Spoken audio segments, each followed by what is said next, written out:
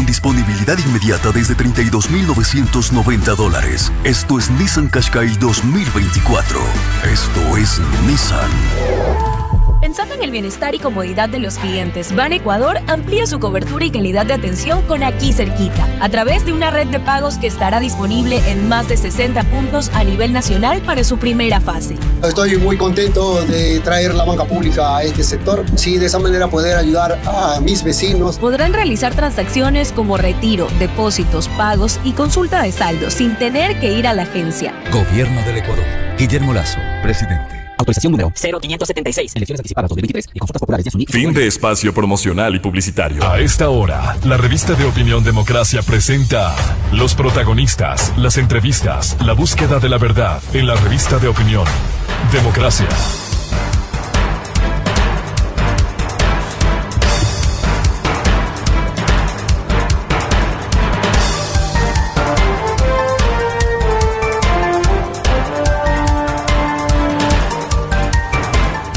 Son las 8 de la mañana con 4 minutos, retomamos la revista de opinión Democracia. Vamos ahora a analizar el tema judicial, tan venido a menos por acciones específicas de operadores de justicia, de funcionarios, altos funcionarios que gobiernan y administran la función judicial, por ejemplo, de una serie de acciones y decisiones que han desdicho del derecho y del ejercicio de la profesión de abogados para algunos puntualmente.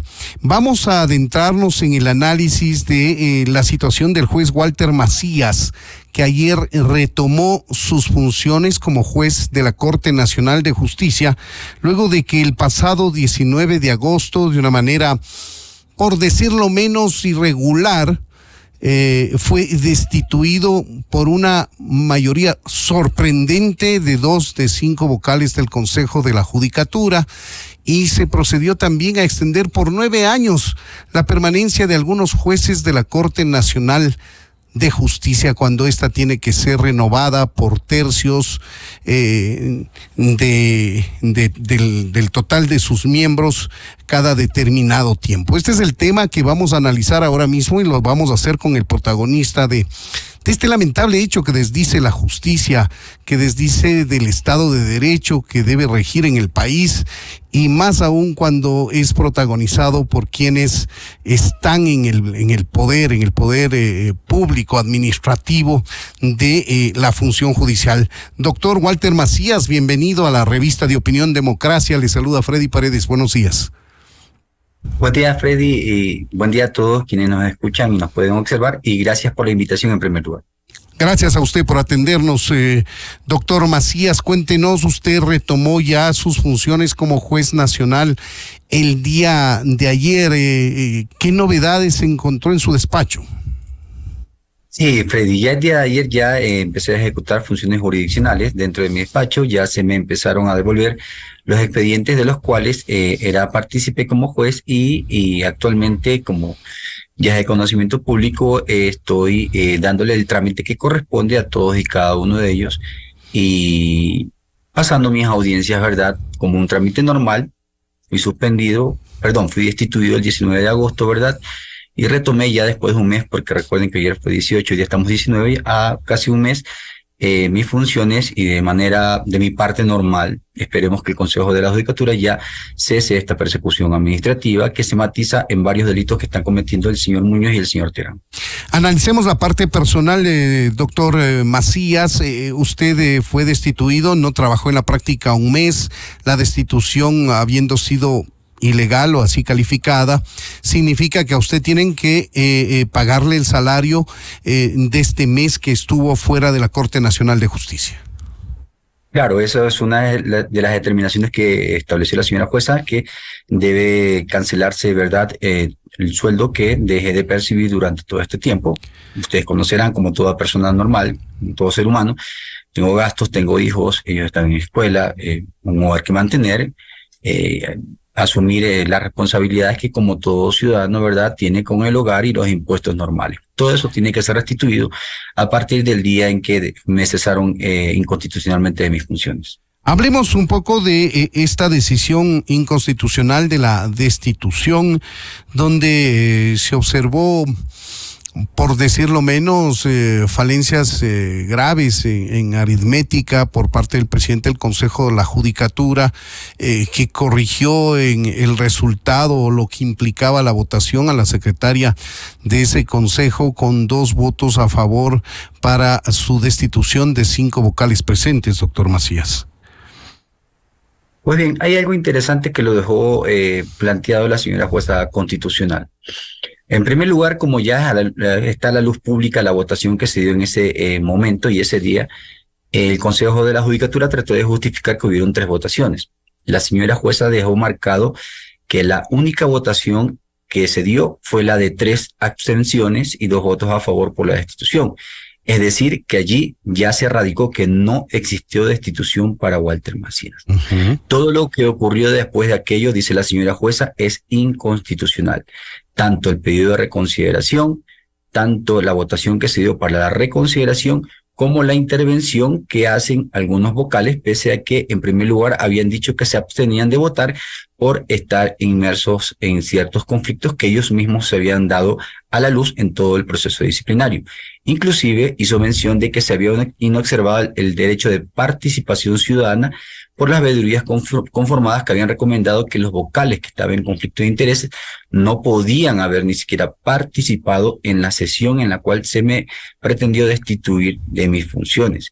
Y más allá de aquello, hizo mención de que todas estas vulneraciones constitucionales estaban analizadas también desde la óptica de que el Consejo de la Judicatura, desde que inició este proceso disciplinario, empezó a generar una serie de reglamentos para acomodar sus pretensiones, reglamentos que no existían jamás antes de iniciarse el proceso disciplinario, y esto vulneraba la seguridad jurídica. Pero hay algo adicional. También existe falta de motivación porque ¿cómo es posible de que el vocal Fausto Murillo haya indicado antes de iniciar la sesión que era imposible leer 1000 hojas de un expediente y acoger una recomendación, y cómo era posible que se instalara esta sesión? Y en un momento de la grabación se escucha que el vocal Javier Muñoz dice que él ya conocía el expediente con anticipación, cuando el señor Terán se rasga las vestiduras indicando que ellos no conocen nada sino hasta el momento mismo del pleno. Entonces no hay una suerte de lógica en manifestar de que podían haber leído todo en un espacio de menos de 2 horas, además de todas las otras irregularidades que ya la ciudadanía ha conocido ocurrieron con esta destitución que es inconstitucional. Así es, y le invito, doctor Macías, a usted y a los amigos que nos siguen a través de las ondas hercianas a escuchar un pasaje de esta sesión del Consejo de la Judicatura que tuvo problemas de aritmética y también participación de vocales que tenían conflicto de intereses, si se quiere, y también participación de una manera no muy feliz por parte de alguno de los miembros del Consejo de la Judicatura, el doctor Muñoz. Vamos a escuchar brevemente. Las atenciones en el momento cada uno se entiende. Al reglamento, creo que de acuerdo al artículo 18 se motive las abstenciones. Vocal, ¿en aquella sesión usted estaba en estado de embriaguez? No, para nada, para nada. Yo tenía un tema médico de mis muelas, anestesia. Bueno, para muchos ecuatorianos la participación que finalmente se hizo pública en el marco de esta sesión de consejo, que curiosamente se declaró como reservada para que no sea conocida públicamente, daba la impresión de que no estaba en una actitud sobria, digamos, pero lo niega el vocal Muñoz. En todo caso, esta sesión estuvo plagada de anomalías, inconsistencias, irregularidades. Usted en lo personal, doctor Macías, más allá de la decisión judicial de la jueza Marta Vimos, jueza de Pichincha, que le restituyó en el cargo, ¿va a emprender acciones personales suyas en contra del Consejo de la Judicatura, del presidente del organismo, Wilman Terán? ¿Cómo va usted a responder a esto? ¿Simplemente asume la restitución del cargo y da vuelta a la página? Pues bien, Freddy, hay varias circunstancias. En primer lugar, hay que dejar en claro que las sentencias constitucionales como la doctora Marta Vimos son de cumplimiento desde la notificación oral, puesto que en materia de garantías constitucionales la sentencia oral se cumple de forma inmediata porque es una sentencia oral. Y es raro que justamente en este caso el Consejo de la Judicatura la haya cumplido de forma inmediata. Ahora bien, Puede ser por varios factores. En primer lugar... Perdón, doctor, esto usted lo aclara porque todavía no tiene una notificación por escrito. Sí, es que ya voy a eso, sí, gracias por eso, punto, Freddy.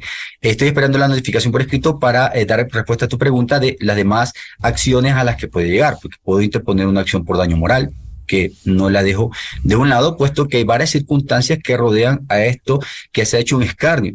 No olvidemos, y que la ciudadanía no pierda el horizonte, de que esta sesión se da entre 7 a 9, sin que yo lo sepa, se da una resolución a las 10:51 de la mañana, a las casi 3, 4 de la tarde, el Consejo de la Judicatura había hecho un escarnio a través de sus redes sociales, había hecho un escarnio a través de las redes sociales de todas las direcciones provinciales, estaba en los estados de WhatsApp y redes sociales de todos los directores provinciales, directores nacionales y funcionarios y servidores del Consejo de la Judicatura, la destitución de Walter Sagno Macías Fernández como juez de la Corte Nacional de Justicia.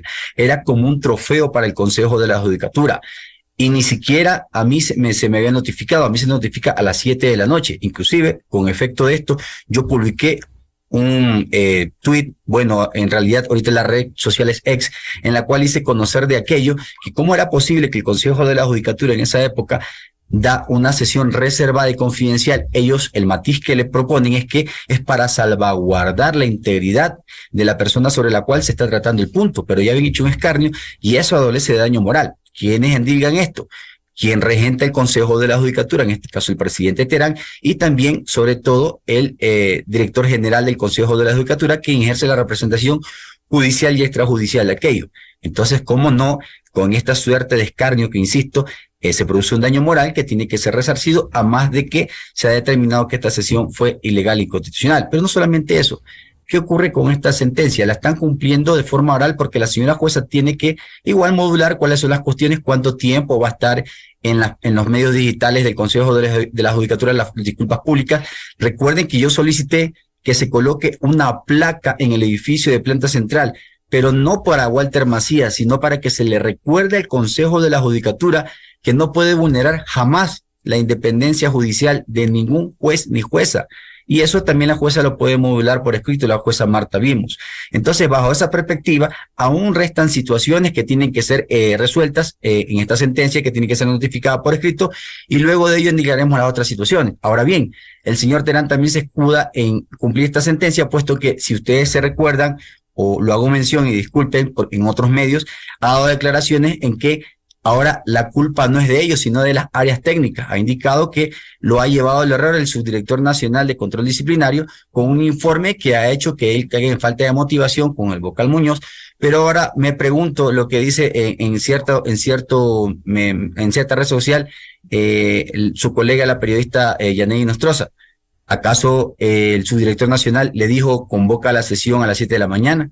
¿Acaso le dijo convócala el día sábado? ¿Acaso le dijo vota 2 a 5? No, o sea, son cuestiones que no son desplazables en una responsabilidad que en lo posterior se determinará en una acción inclusive por daño moral. Claro, y además es una unidad asesora y eso significa que recomienda algo. Quien toma la decisión obviamente son los miembros del Consejo de la Judicatura. Excusarse en algo como aquello es, por decirlo menos, peregrino, pero hemos visto una sucesión de excusas, de pretextos, de argumentos que ya ha escandalizado al país y a lo mejor ya no nos resta asombro de las actitudes, decisiones de quien preside el Consejo de la Judicatura. En fin, un poco en resumen a la pregunta, doctor, ¿usted no descarta una acción civil por daño moral en contra del presidente del Consejo de la Judicatura y el director de ese organismo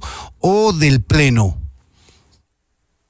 Tengo que dimensionar respecto de quienes han ocasionado en realidad el daño moral. Recuerda que ahí tengo que establecer quienes han adoptado la resolución que ocasionó el daño en mi contra y quienes han dispuesto, verdad, que a la interna se despliegue este escarnio en mi contra y se haga una especie de daño, ¿verdad? Valga la redundancia, sobre la acción en relación a mi honra, mi honor y mi nombre, que ha estado escandalizado por las situaciones que han sido puestas en conocimiento en las redes oficiales del Consejo de la Judicatura y que los propios servidores y funcionarios del área administrativa del Consejo de la Judicatura han utilizado tanto redes personales como redes oficiales para escandalizar este acto, insisto, como si fuese un trofeo haber destituido por agenda propia del señor Terán y señor Muñoz al juez nacional Walter Macías. Ahora, doctor Macías, usted que fue destituido, objeto de una destitución ilegal, irregular, que ya ha sido corregida al menos con la decisión de la jueza Vimos, ¿cree que su nombre estuvo ahí presente para una sanción con destitución del cargo? Porque por su personalidad, por su ejercicio de la judicatura y porque lleva adelante importantes procesos como juez nacional que están en el foco de la opinión pública, que están en la lupa mediática y de altísima incidencia política, no digo sus decisiones, sino el proceso como tal. ¿Por eso es que usted fue presa de esta destitución o a qué atribuye la decisión del presidente Terán y el consejero Muñoz? Pues bien, Freddy, voy a hacer mención a algo que lo indiqué y disculpa que haga esta suerte de citas como se lo indiqué en algún momento al señor Vera en un programa. Yo soy un juez que a mí nadie me controla, nadie puede decir en el sentido de que puede controlar mis decisiones o decir que yo no tengo que administrar justicia conforme a la imparcialidad que me caracteriza. Yo no soy un juez de ahora, tengo 20 años en una carrera judicial. Y si eso le incomoda al señor Terán y al señor Muñoz dentro de sus funciones en el Consejo de la Judicatura, y eso irradia a que no puedan cumplir su agenda propia, porque es muy claro que la tienen, en relación a cualquier caso, no solamente a los que se hayan presentado o que sean visibles, pues bien, yo no soy una suerte de pedir favores ni tampoco que me los devuelvan por alguna cuestión que ellos quieran. Un ejemplo de aquello es que han adoptado una resolución que alarga los periodos a 9 años de los jueces. Vamos a hablar enseguida de ese tema. Entonces, sobre la base de aquello, si no me controlan sobre esa situación, mis casos han sido resueltos en relación a lo que corresponde. He fallado, como inclusive la Fiscalía General del Estado ha determinado, muchas veces inclusive no le he dado la razón a la Fiscalía General del Estado porque no la tiene. El señor Terán trató de hacer también una suerte de difamación de mi nombre con el caso del señor Carrión, el que le denominaban, no son mis palabras, el comecheques, diciendo que yo lo había dejado absuelto. Sí, absolví uno de los 11 casos que tenía el señor Carrión, pero no es este que quedó en la retina de las personas en el cual él devoraba un cheque, era uno de los contratos, ¿verdad?, en el cual él hacía una suerte de contratación pública, pero era un caso que no es el que quedó en la retina de las personas, era un caso en el cual la Fiscalía no logró probar, puesto que por la temporalidad, de forma unánime, el Tribunal de Juicio determinó que la Fiscalía no estableció, inclusive en este caso intervino el señor Polo Carrera y el señor Rolando Vera, de lo que me recuerdo. Pero no es como el señor Terán quería fijar a la luz pública de que yo me vendía. Lastimosamente para él yo actúo de forma imparcial. Y si al señor Terán y al señor Muñoz les incomoda eso dentro de su agenda propia y su hoja de ruta, lástima. Soy un juez que no se vende. Y si me quieren dar el calificativo de incontrolable, como se evidenció en unos mensajes que tenían con algún magistrados de la Corte Nacional, y eso es una suerte de favores, pues lastimosamente conmigo no va eso. Ahora, usted ha señalado los argumentos que supuestamente le llevaron al presidente Terán a buscar y a ilegalmente destituirlo, pero no ha respondido si usted cree, como en círculos de opinión se sostiene, que su responsabilidad en el manejo de casos penales importantes con alto perfil político sea también un motivo de persecución, es decir, quitarlo del camino a este ingobernable de Macías y ver si otro juez asume esos juicios. Cierto, perdón, disculpa por eso, Freddy. Después sí, yo he manifestado muy frontalmente que uno de esos casos que de forma subjetiva no podría hablar, pero de forma frontal sí. En el caso de Las Torres hubo una suerte de querer dejar en la impunidad aquello. No se olviden que a mí me suspendieron el 11 de mayo y estaba justamente por ese mismo día notificar la sentencia del caso de Las Torres. Se notifica aquella sentencia y dentro del sumario disciplinario donde se me destituye, interviene como denunciante el señor Esteban Cele de la Torre, que es uno de los sentenciados, hermano del excontralor general del Estado, Pablo Cele, que también fue sentenciado. Y sucede que esa denuncia es la que se le da trámite. Esta denuncia no tenía formalizada una falta disciplinaria correcta. El Consejo de la Judicatura el señor Terán y Muñoz, acomodan una falta disciplinaria que no tiene nada que ver, y en la resolución en la cual se me destituye se indica, sin haber sido recusado a mi persona, que yo no tenía competencia para dictar la sentencia del caso de Las Torres. Imagínense aquello, la jurisprudencia constitucional no permite que el Consejo de la Judicatura estime ese tipo de conceptos de entrometerse en las decisiones jurisdiccionales. ¿Qué ocurre con esto? Abrían una puerta, porque luego de esto viene el recurso de apelación, para que los abogados pudieran decir de que al no tener competencia el juez Macías declarado en forma administrativa, la sentencia de Las Torres no tiene validez, y en todo caso se podría solicitar que se declare la nulidad de esta.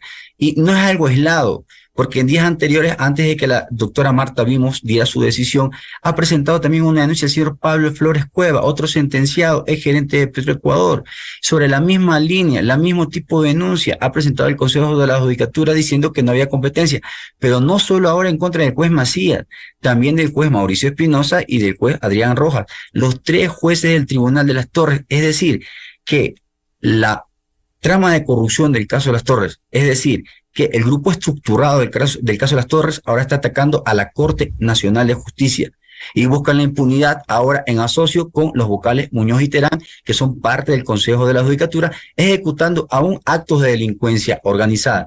Esto tiene que investigar la Fiscalía General del Estado. Yo presenté una denuncia y se ha iniciado una investigación previa sobre actos que está ejecutando en este sentido el señor Terán.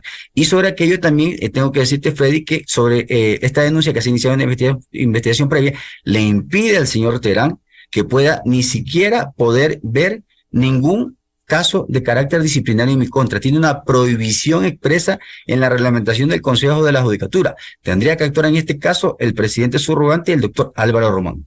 Claro que sí, solo para conocimiento de los amigos que nos escuchan, a su cargo ha pasado por su despacho el caso Sobornos, el caso Singue, Druv, la formulación de cargos contra el ex vicepresidente Jorge Glass por el presunto peculado en el manejo de los fondos de la reconstrucción de Manabí.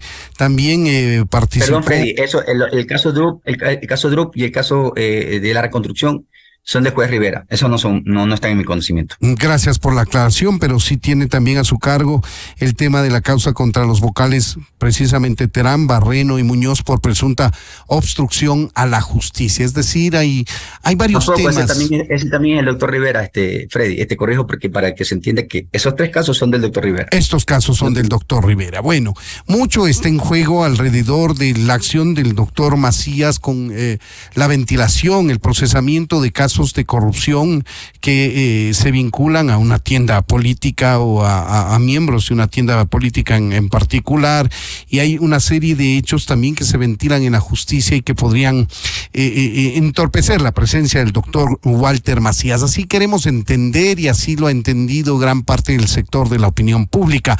Vamos a la parte final, doctor Macías. Sabemos que usted tiene otros compromisos, nosotros también, pero no queremos dejar de recabar su criterio respecto de otra resolución polémica, por cierto, que ha tomado el Consejo de la Judicatura presidido por el doctor Terán, y a nuestro criterio contraviniendo de manera abierta lo que establece el artículo 182 de la Constitución en lo que hace referencia a la renovación parcial por tercios de la Corte Nacional de Justicia. Hay una renovación, mejor dicho, una decisión, una resolución que extiende por 9 años el periodo de 7 jueces, entre los que se cuenta usted también como beneficiario de esa decisión. Pues bien, Freddy, a ver, partamos por una cuestión. Desde que ingresamos a la Corte Nacional de Justicia, se determinó, después de la cesación de los jueces del 2019, varias cuestiones.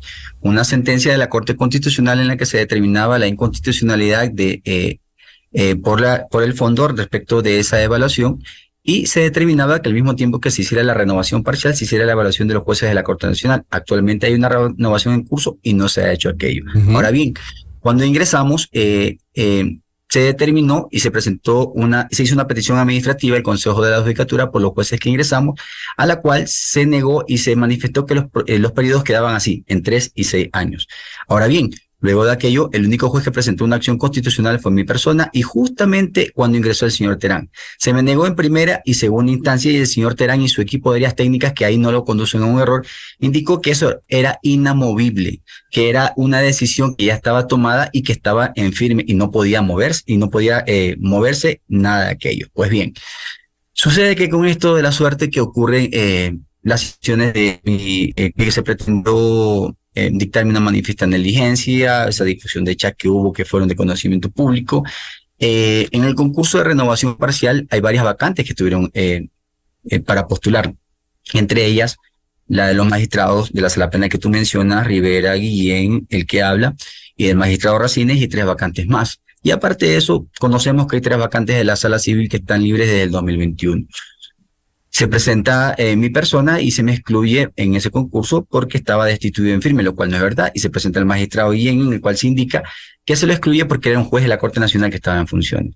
Presenta una reconsideración, y esto resulta un poco ilógico e incongruente.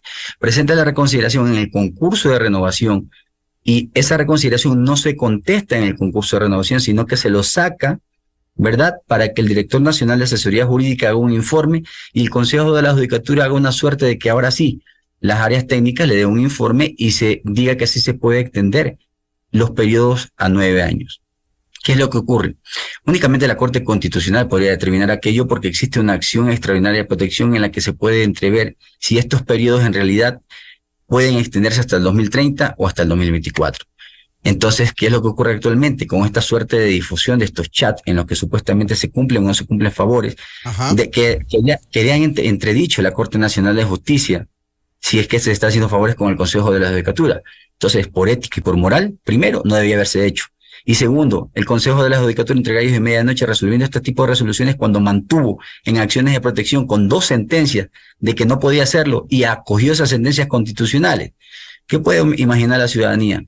Que se está haciendo una suerte de la misma hoja de ruta para mantener ciertos favores y cumplir con ciertas situaciones que al final del día le representan una suerte de beneficio a los vocales. Bueno, Muñoz y Terán en este caso, soy bien enfático en aquello. Y sobre la base de aquello yo manifesté apenas me reintegré, no me acojo a esa resolución.